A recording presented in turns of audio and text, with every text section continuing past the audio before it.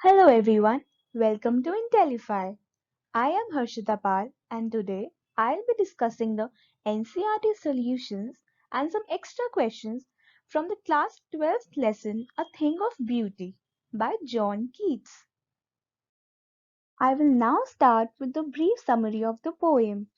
According to the poet John Keats, a thing of beauty is a source of constant joy.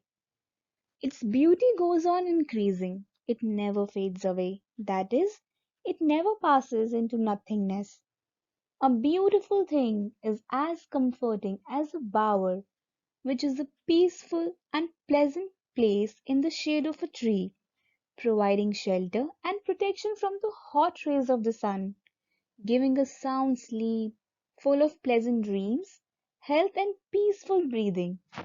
As a result of this, every morning we are weaving a flowery wreath to bind us to the beauties of the earth despite our feelings of sadness and depression. We all possess negative attributes of hatred and disappointment. We suffer from a lack of noble qualities and follow unhealthy evil ways.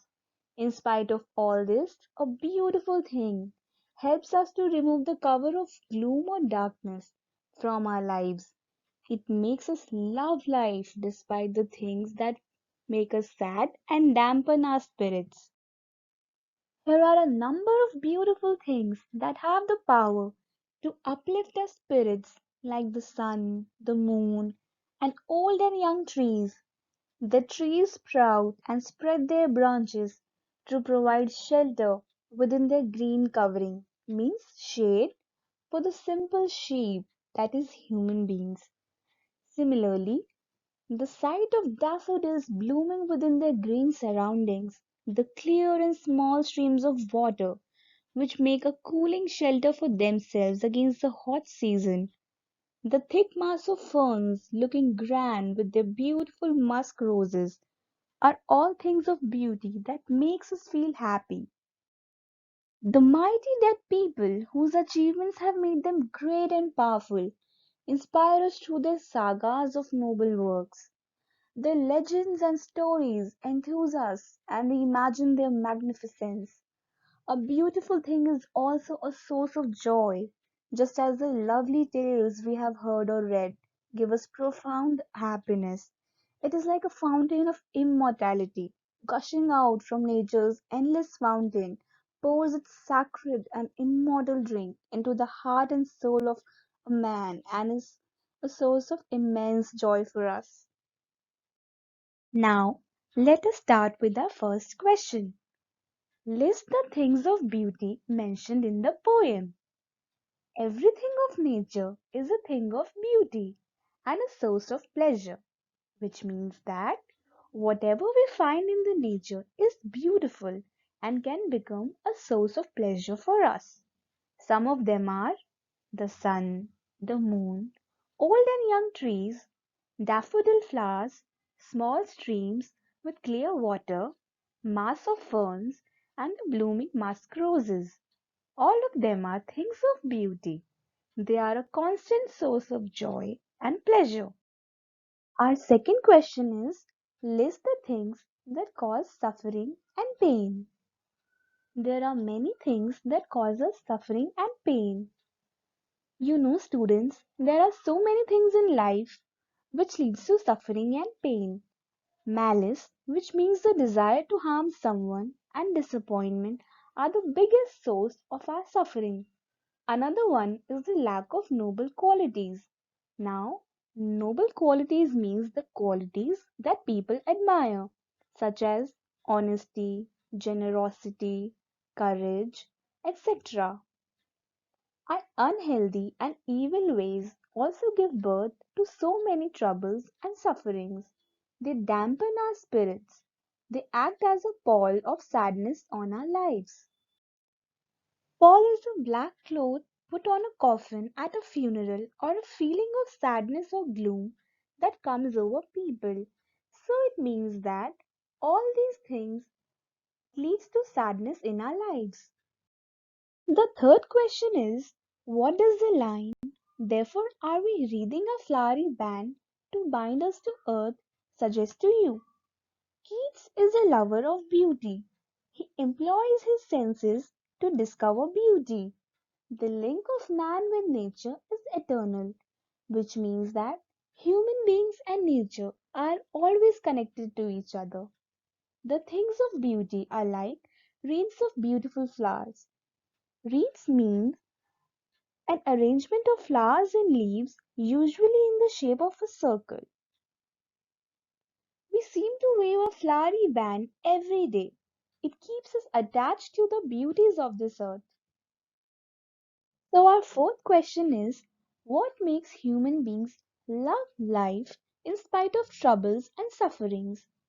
So, students, we have already seen that there are so many things that brings us troubles and sufferings. They dampen our spirits. However, some shape of beauty brings love and happiness in our lives in spite of such unpleasant things. A thing of beauty removes the pall of sadness and sufferings. It makes us love life. So that is why, despite of so much troubles and sufferings, human beings love life. The fifth question is, why is grandeur associated with the mighty dead? The mighty dead were very powerful and dominating persons during their own times. Here, mighty dead are the people who were once very famous in olden times. Their achievements made them mighty and great. Their noble works dazzle our eyes. We imagine that such mighty dead forefathers will attain more grandeur on the doomsday, meaning the day of the judgment. Hence, grandeur is associated with the mighty dead. The sixth question is, do we experience things of beauty only for short moments, or do they make a lasting impression on us? We feel happy by coming into contact with things of beauty. Things of beauty make us feel happy and comforted. They make a lasting impression on us. We're not able to forget them so easily. Keats make it clear at the outset. As you know, students, that in the first stanza of the poem, he said, "A thing of beauty is a joy forever. It is a constant source of joy and pleasure. Its beauty never declines or diminishes. Its loveliness goes on increasing every moment. Its value remains undiminished. It never passes into nothingness. It removes the pall of sadness that covers our dark spirits. That is, it makes us happy." Seventh question is, what image does the poet use to describe the beautiful bounty of the earth? Bounty means something that is given generously. John Keats uses a very beautiful image to describe the beautiful bounty of the earth. That image is of an endless fountain of immortal drink. It pours constantly into our hearts from heaven. The earth, like a fountain, gives us numerous beautiful sights like the sun, the moon, flowers, rivers, etc. Thus, the beautiful bounty of the earth is called an endless fountain of immortal drink. Now, we'll look at some extra questions from this lesson. Let's start with some multiple choice questions. First question is, according to the poet, a thing of beauty is A. Never joyful, B. Create sadness, C. A joy forever, D. Hideous to look at. And the answer is a joy forever, as we have seen in the first stanza of the poem. The next question is, the beauty of lovely things A. Increases, B. Decreases, C. Gets divided, D. Always is short-lived. And the answer is increases. As we can see from the second line of the poem, its loveliness increases. It will never pass into nothingness. Our next question is, beautiful things never pass into nothingness. Means that they A. never increase, B. never fade away, C. always brings unhappiness, D. create unpleasantness between friends. The answer is B. never fade away. Our next question is, of all the unhealthy means A. ill health, B. pain, C. neglect, D. suffering. And the answer is A. ill health. The next question is, what are the things that are read or heard by us? A. plays and classical music, B. novels and songs, C. lovely tales, D. poetry and western music. And the answer is C. lovely tales. As we can see from the last paragraphs of the poem, all lovely tales that we have heard or read.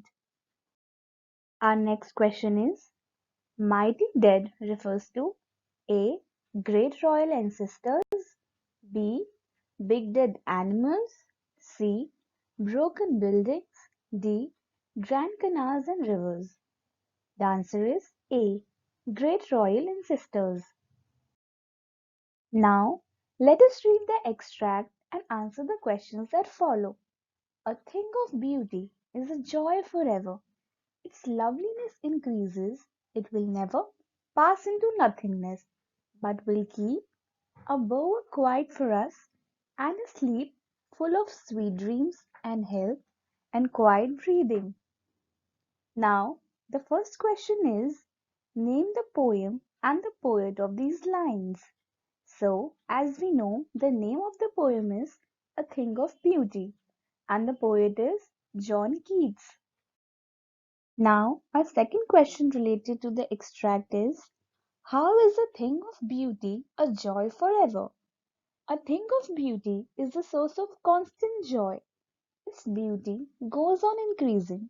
It will never pass into nothingness, which means that it will never cease to exist, but will continue to have a lasting impression.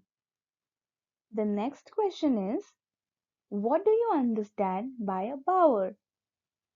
A bower is a pleasant place in the shade under a tree. It protects a person or animals from the hot rays of the sun. The fourth question is, what kind of sleep does it provide? The answer is, it provides us a sound sleep full of sweet dreams, health, and peaceful breathing. Our second extract is, therefore, on every morrow are we wreathing a flowery band to bind us to the earth, spite of despondence, of the inhuman dearth, of noble natures, of the gloomy days, of all the unhealthy and o'er-darkened ways made for our searching, yes, in spite of all. Now look at the questions from this extract. A. What are we doing every day? Answer. We are weaving a flowery wreath to bind us to the beauties of the earth. B. Why are we despondent? Answer. We possess the evil qualities of malice and disappointment.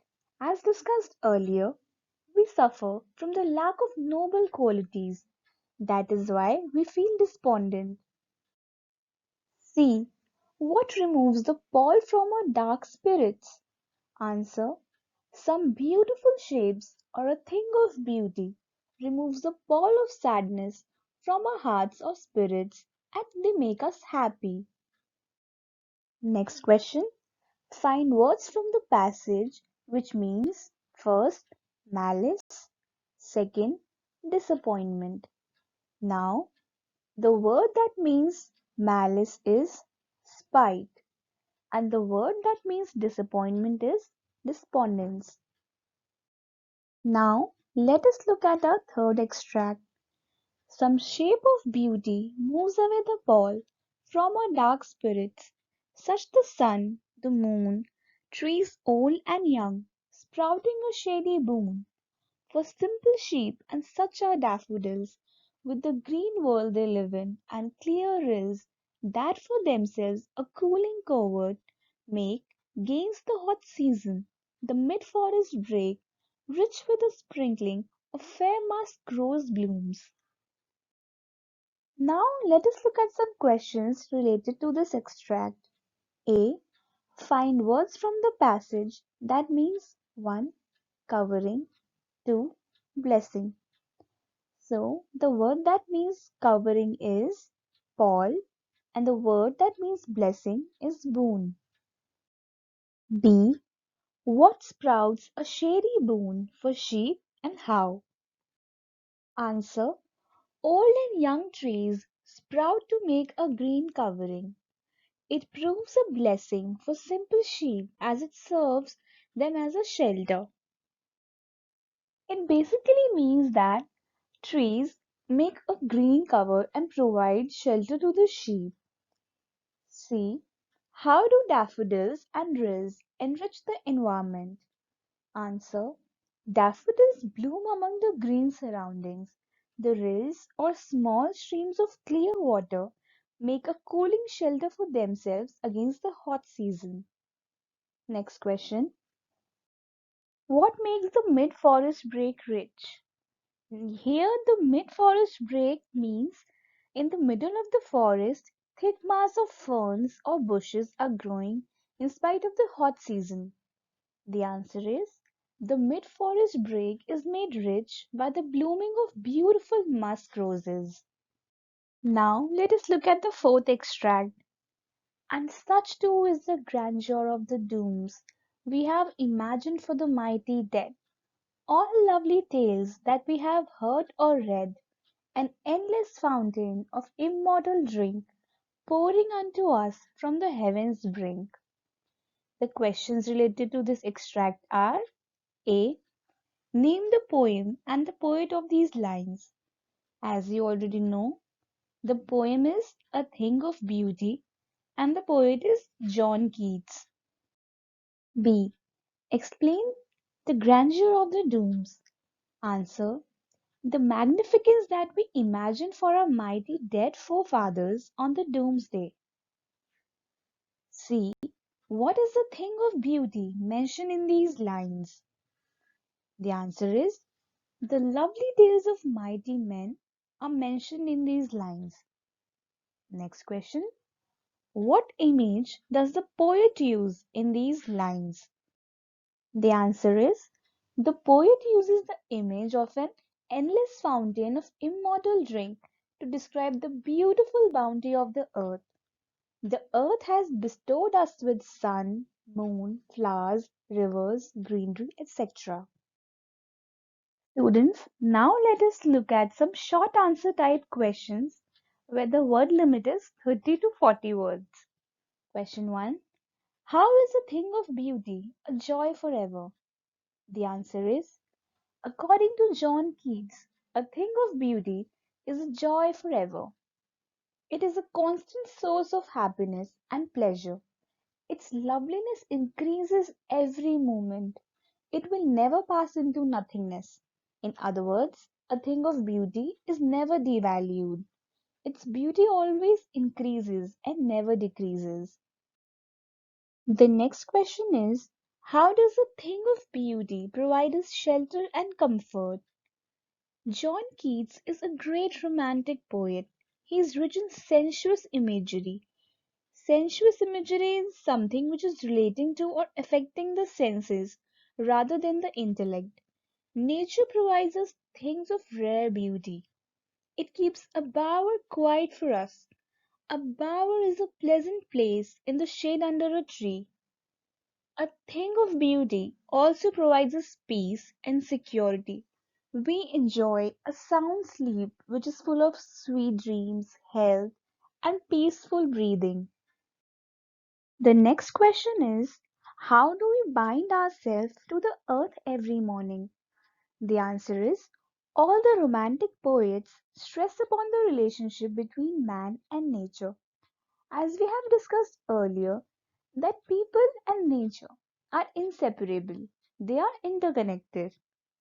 Keats believed that there is an unbreakable bond which binds man with nature and the earth. The beauties of the earth fascinate man. Every object of nature is a source of beauty and happiness. Every day we are weaving a wreath of flowers. This flowery band binds us to the beauties of this earth. The fourth question is, what spreads the pall of despondence over our dark spirits? How is it removed? The answer is, man is the creator of his woes.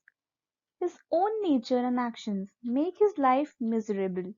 He faces miseries and pains. A pall of despondence covers his dark spirits. A thing of beauty provides a ray of hope to man. It means that thing of beauty provides comfort to the man who is in misery. Some shape of beauty works wonders amid these sorrows and sufferings. It is a thing of beauty that removes the pall of despondence over our dark spirits and make us feel happy.